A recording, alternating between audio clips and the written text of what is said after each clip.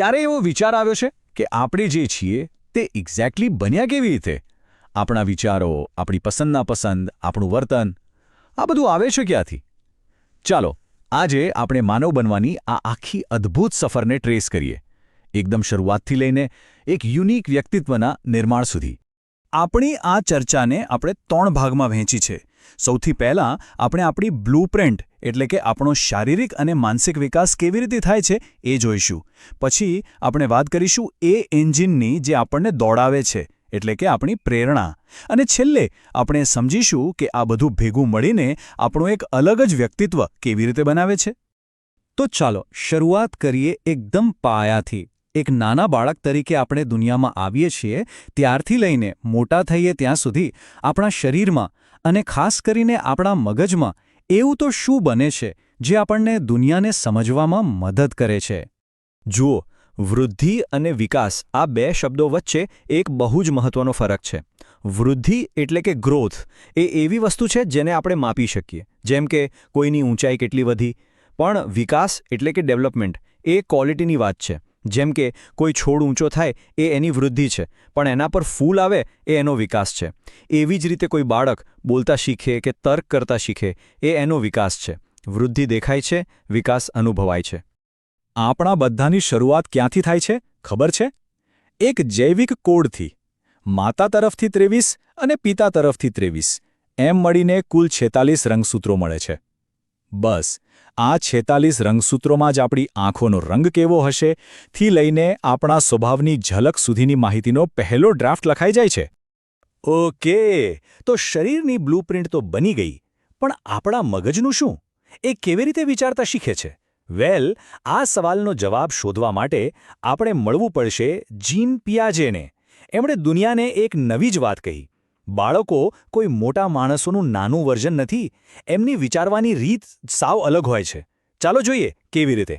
પિયાજેએ આખી પ્રોસેસને 4 સ્ટેજમાં વહેંચી દીધી. શરૂઆતમાં એક નાનું બાળક એ બધું મોઢામાં નાખીને જ દુનિયાને ઓળખે છે. પછી થોડું મોટું થાય એટલે એની પોતાની દુનિયા બને છે, જેમાં એ પોતે જ સેન્ટરમાં હોય છે. ધીમે ધીમે લોજિક આવવાનું શરૂ થાય છે, પણ એ માત્ર એવી જ વસ્તુઓ વિશે વિચારી શકે છે જેને એ જોઈ શકે. અને છેલ્લે ટીનેજમાં એવા સવાલો પૂછવાનું શરૂ કરે છે જેનો કોઈ ફિઝિકલ આકાર નથી હોતો, જેમ કે ન્યાય એટલે શું?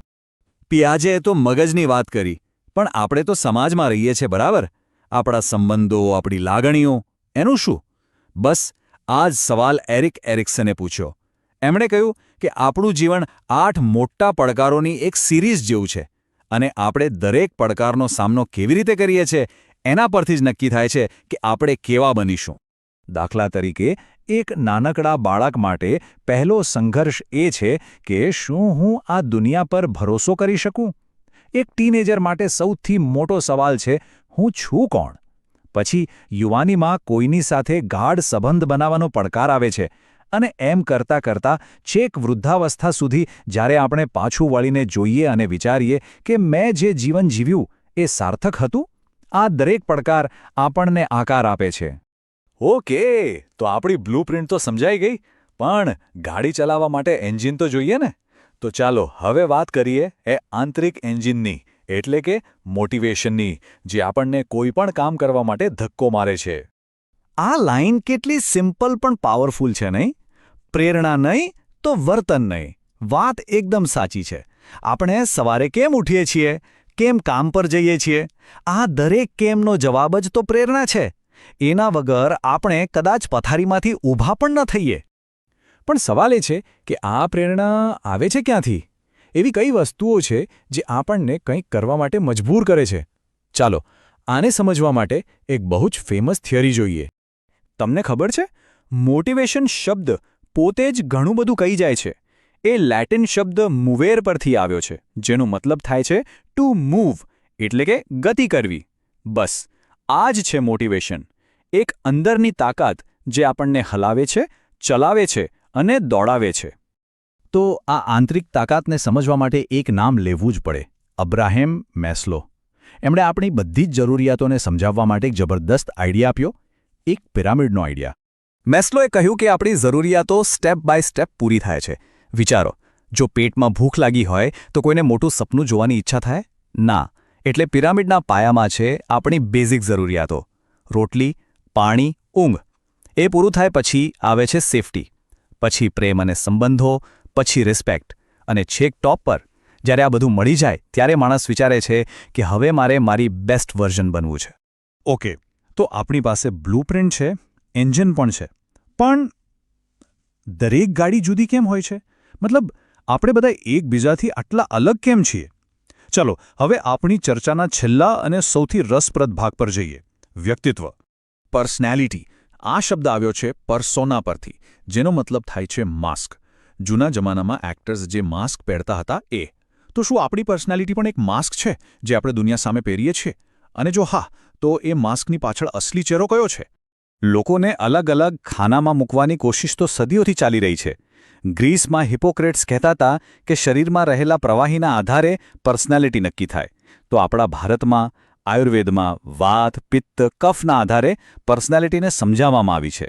મતલબ કે આ સવાલ બહુ જૂનો છે કે આ માણસ મારાથી અલગ કેમ છે? પણ પછી મોડર્ન સાયકોલોજીમાં એક એવા માણસની એન્ટ્રી થઈ જેણે આખી ગેમ બદલી નાખી. સિગમન્ડ ફ્રોઇડ. ફ્રોઇડે કહ્યું કે આપણી પર્સનાલિટી કોઈ એક વસ્તુ નથી. એ તો આપણા મગજની અંદર સતત ચાલતી એક લડાઈનું પરિણામ છે. આ લડાઈ 3 યોદ્ધાઓ વચ્ચે છે. પહેલો છે ઇડ, જે એક જિદ્દી બાળક જેવો છે. મને આ જોઈએ એટલે જોઈએ હમણાં જ. બીજો છે સુપર ઇગો, જે આપણા સમાજનો અવાજ છે. ના, આમ ન કરાય, આ ખોટું છે. અને આ બંનેની વચ્ચે બિચારો ફસાયો છે ઈગો, એટલે કે આપણે, જે વાસ્તવિકતા જોઈને રસ્તો કાઢવાની કોશિશ કરે છે. આ ત્રણેયની ખેંચતાણ જ આપણી પર્સનાલિટી બનાવે છે. તો આખી વાત ક્યાં આવીને ઊભી રહી? હજારો વર્ષો પહેલાં સોક્રેટીસે જે કહ્યું હતું ત્યાં. નો ધ સેલ્ફ, એટલે કે સ્વયંને જાણો. આપણો વિકાસ, આપણી પ્રેરણા, આપણું વ્યક્તિત્વ, આ બધું સમજવું એ બીજું કંઈ નહીં પણ પોતાની જાતને ઓળખવાની એક ક્યારેય ન પૂરી થતી સફર છે.